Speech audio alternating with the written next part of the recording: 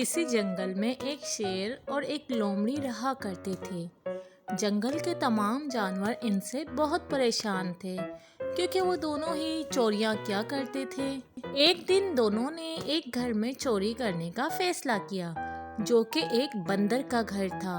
वो दोनों सीधे बावर्ची खाने में पहुंचे।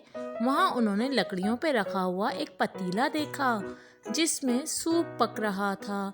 इन दोनों ने सोचा कि मौका अच्छा है, घर पर कोई नहीं है। पहले तो शेर ने अच्छी तरह से खूब सूप पिया।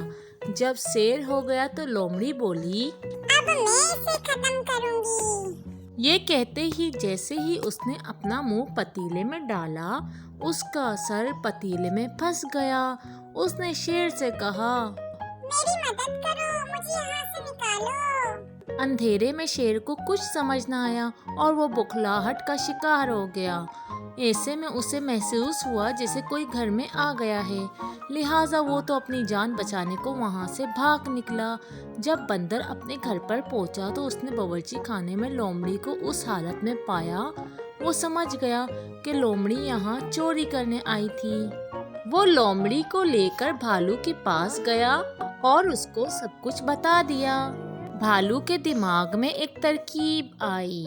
उसने कहा, इसे यहाँ बांध कर चले जाओ। ये सब कुछ शेर छुप छुप कर देख रहा था। उनके जाते ही लोमड़ी ने शेर को आवाज दी। चालाक लोमड़ी को शेर पर बहुत गुस्सा आ रहा था। उसने सोचा यही अच्छा मौका है शेर से बदला लेने का। उसके दिमाग में एक तरकीब आई। उसने शेर से कहा, भालू और बंदर मुझसे सजा नहीं देंगे, इसलिए कि मैंने इन्हें बता दिया है कि मैं यहाँ चोरी करने नहीं आई थी, बल्कि यहाँ एक और चोर को पकड़ने आई थी। लेकिन वो भाग गया और मैं पकड़ी गई।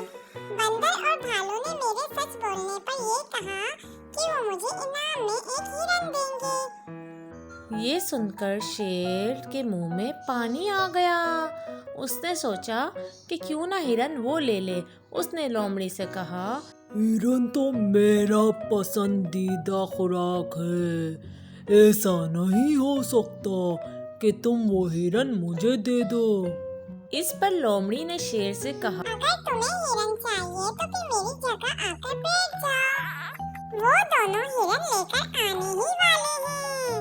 शेर लोमड़ी की बातों में आ गया। उसने लोमड़ी की रस्सियां खोल दी और बोला, तुम यहाँ से भाग जाओ, मैं यहाँ बैठ जाता हूँ। शेर को लालच देकर चालाक लोमड़ी वहाँ से अपनी जान बचाकर भाग निकली। जब बंदर और भालू वापस आ गए तो उन्होंने शेर को लोमड़ी समझकर इस पर खूब गर्म पानी डाला और यूं जंगल के बादशाह को लालच में आकर लोमड़ी की चालाकी की सजा भुगतनी पड़ी और वो बुरी तरह चिल्लाने लगा।